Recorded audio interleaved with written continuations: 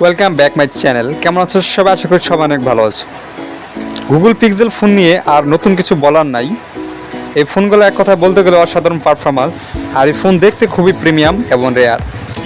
আর আমার কাছে মনে হয় পিক্সেল কোম্পানি যদি স্ন্যাপড্রাগন চিপসেট দিত তাহলে অন্য কোনো কোম্পানি টিকতে পারতো না। ওকে, ফলো আপ বন্ধ, আমরা এখন ফোনে বিস্তারিত জানবো। এই ফোনটিতে র্যাম হচ্ছে তোমার 16 GB, রম 128 GB, যেটা ভিতরে জায়গা বা স্টোরেজ যেটা বলি আমরা। আর প্রসেসর গুগলের টেনসর G4। আর ব্যাক ক্যামেরা তোমার 50+, 48 প্লাস। আর তুমি সামনের ক্যামেরা পাচ্ছ, ফ্রন্ট ক্যামেরা 42 MP। আর ব্যাটারি হচ্ছে 47 MP। ওকে, একটা কথা না বললেই না, এটা প্রাইসটা কত? ফোনটি দেখতে খুবই ভালো, স্মুথ ভালো, ডিসপ্লে ভালো, ব্যাটারিও ভালো, ব্যাকআপ ভালো, সব কিছু ভালো। এখন এটা প্রাইস বাংলাদেশে কত দেবে? আমি যদি বলি এটার প্রাইস হচ্ছে মাত্র, এটার প্রাইস থাকছে 1,06,500 টাকা। এই ফোনটা আসলেও দাম হিসাবে খুব একটা বেশি না।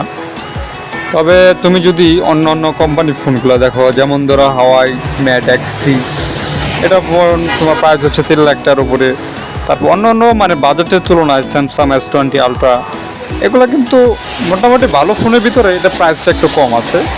তবে হ্যাঁ, এই ফোনটা নিলে মনে করো যে তোমার মানে ভালোই লাগবে, খারাপ লাগবে না। এক কথা বলতে গেলে অসাধারণ একটি ফোন। মানে ফোনের ভিতরে কোনো কিছু কমতি নেই। ফোনের মডেল, তারপর মনে করো যে ফোনের যে রেয়ার ক্যামেরাগুলো মানে একদম HD করা, মানে তোমার কোনো এডিট করতে হবে না, কোনো প্রকারের ফিক্সড ডিপোজিট করতে হবে না, কোনো ভিডিও করতে গেলে তোমার এডিট করতে হবে না, সব কিছু মানে ওকে করা। তবে যাই হোক, ফোনটি তোমরা নিতে পারো। এক কথা বলতে গেলে এই ফোনটির ধারণ ক্ষমতা ভালো, পারফরমেন্স ভালো, খুবই দেখতে প্রিমিয়াম, মোটামুটি সব কিছু মানে মেনে নেওয়া যায় আর কি 1 লাখের ভিতরে। তো ফাইনালি গাইজ, তোমরা দেরি না করে সরাসরি চলে যাও শোরুমে, পেয়ে যাবে ফোনটি আর নিয়ে আসবে। ওকে, বাই।